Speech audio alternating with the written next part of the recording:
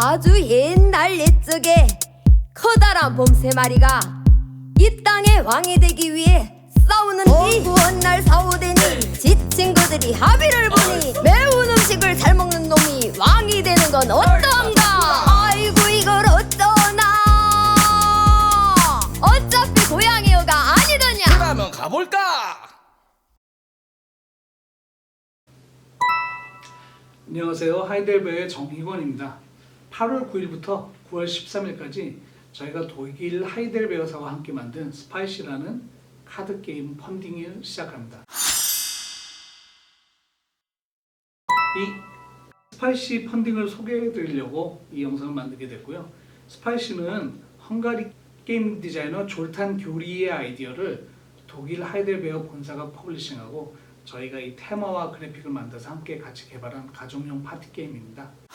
이 멋진 민화풍, 한국 민화풍 호랑이 그림들은 민화 일러스트레이터인 김지민님의 작품입니다.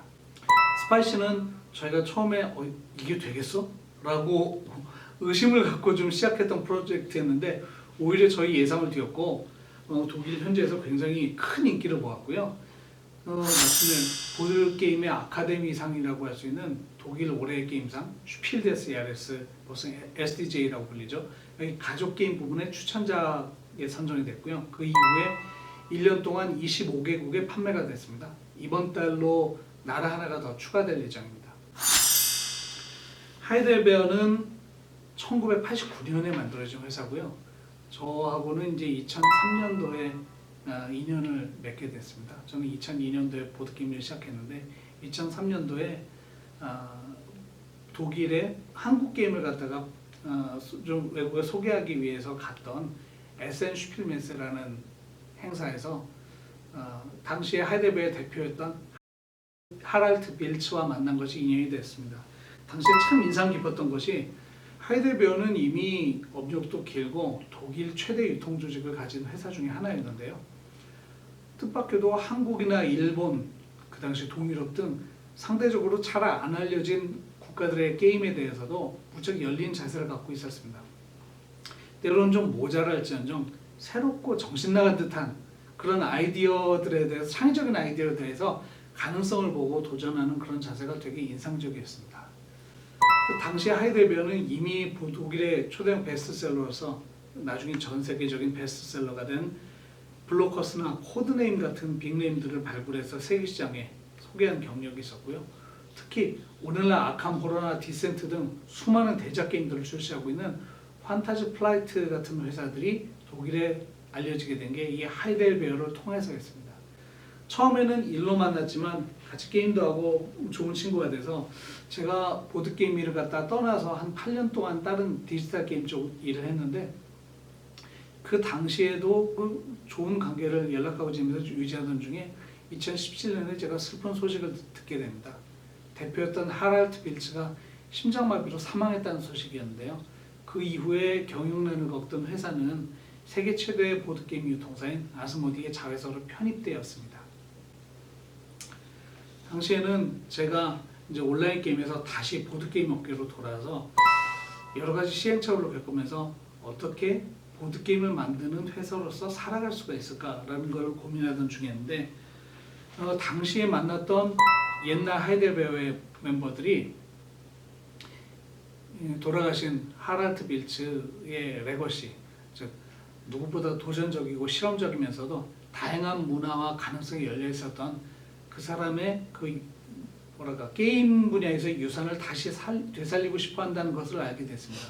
그래서 2019년도에는 제가 직접 독일 밀텐베르크라는 소도시에 있는 독일의 본사를 방문해서 향후 협력 방안도 논의하고 여러 가지 같이 이야기를 하다가 저와 뜻을 같이 하는 몇몇 파트너들과 함께 하이델베어가 이제 아스모디로부터 다시 독립하게 되었고요.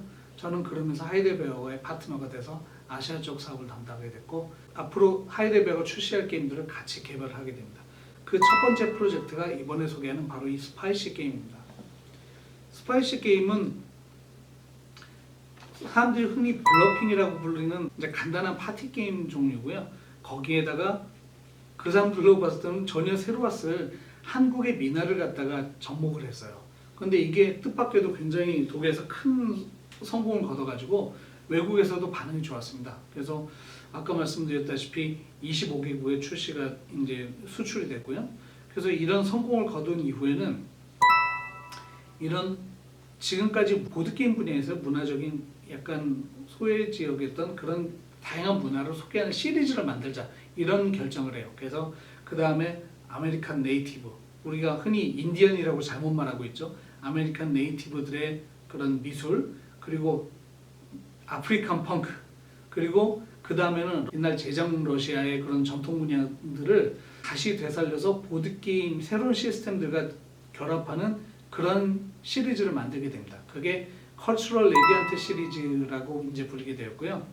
이게 이런 번쩍번쩍하는 메탈릭 박스가 특징이 나서 하이델베어 메탈릭 박스라고 불리기도 합니다. 그래서 이 스파이시를 시작으로 그 다음에 아난시, 그 다음 블레이즈 등 이 시리즈의 게임들이 한국에도 앞으로 계속 소개될 예정입니다.